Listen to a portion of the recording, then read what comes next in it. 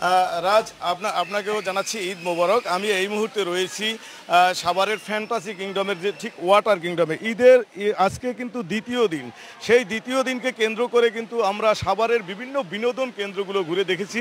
সেই বিনোদন কেন্দ্রে কিন্তু দর্শনার্থীদের ব্যাপক চাপ রয়েছে। এই যান্ত্রিক শহরে প্রতিটি মানুষ যেখানে কর্ম করতে করতে ক্লান্ত হয়ে পড়ে, সেখানে পারিবারিক যে একটি বিষয় রয়েছে, পারিবারিক একটি বিনোদন রয়েছে, সেই বিনোদন দেওয়ার জন্য কিন্তু তারা যথেষ্ট সময় পান না। তাই এই বিভিন্ন উৎসবকে, এই ঈদকে কিন্তু বেছে নেওয়ার সেই মানুষগুলো তাদের পারিবারিক বিনোদন করার জন্য কিন্তু এই উৎসবগুলোকেই তারা বেছে নেন। আমরা দেখতেছি যে সেই সকাল থেকেই কিন্তু ওয়াটার কিংডমে সকল বয়সী মানুষের ব্যাপক চাপ রয়েছে।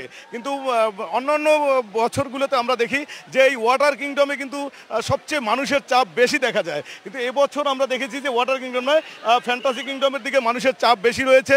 এর কারণ হিসাবে আমরা একটু ফ্যান্টাসিতে যিনি দায়িত্বরত রয়েছেন তার সাথে একটু কথা বলতে যাচ্ছি যে এর কারণ। এবং আমরা দেখতেছি এখন কিন্তু মিউজিকও বন্ধ রয়েছে এবং এই ওয়াটার কিংডমে কিন্তু মানুষের চাপ একটু তুলনামূলক কম রয়েছে এবং পাশাপাশি ফ্যান্টাসিতে দেখলাম ব্যাপক চাপ রয়েছে। এর কারণ হিসাবে কি বলবেন? আচ্ছা, সবচেয়ে সবাইকে ঈদের শুভেচ্ছা, ঈদ মোবারক। আমাদের বর্তমানে যেই আপনারা দেখেছেন যে নামাজের সময় বিরতি চলছে, আমাদের 2টার সময় ওয়াটার পার্কটা জমে উঠবে আমরা আশা করছি।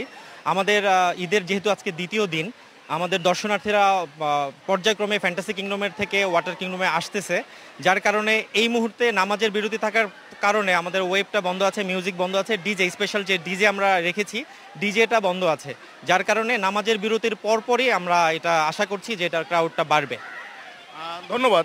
যেমনটি শুনছিলেন যে নামাজের বিরতি চলার কারণে কিন্তু এখানে যে মিউজিক রয়েছে সেই মিউজিক বন্ধ করে দিয়েছে, এর জন্য কিন্তু তারপরেও যারা রয়েছে তারা কিন্তু জল কেলিতে মেতে উঠেছেন এবং সবাই কিন্তু বিভিন্নভাবে আনন্দ উপভোগ করতেছে এবং সকলেই কিন্তু বিশাল উৎসাহ উদ্দীপনার সাথেই রয়েছে এবং ফটো সেশন থেকে শুরু করে সকলে কিন্তু রয়েছেন। এখানে পারিবারিক বিনোদন যে রয়েছে সেই রকমই কিন্তু বিনোদন চলছে এবং দুপুর 2টার পরেই কিন্তু এখানে জমে উঠবে এই ওয়াটার কিংডম, এমনটাই কিন্তু বলছিলেন এখানে দায়িত্বরত যারা রয়েছেন। তা রাজ, এই ছিল ঈদ পরবর্তী দিন সাভারের ফ্যান্টাসি কিংডম থেকে আমার কাছে সর্বশেষ তথ্য। রাজ।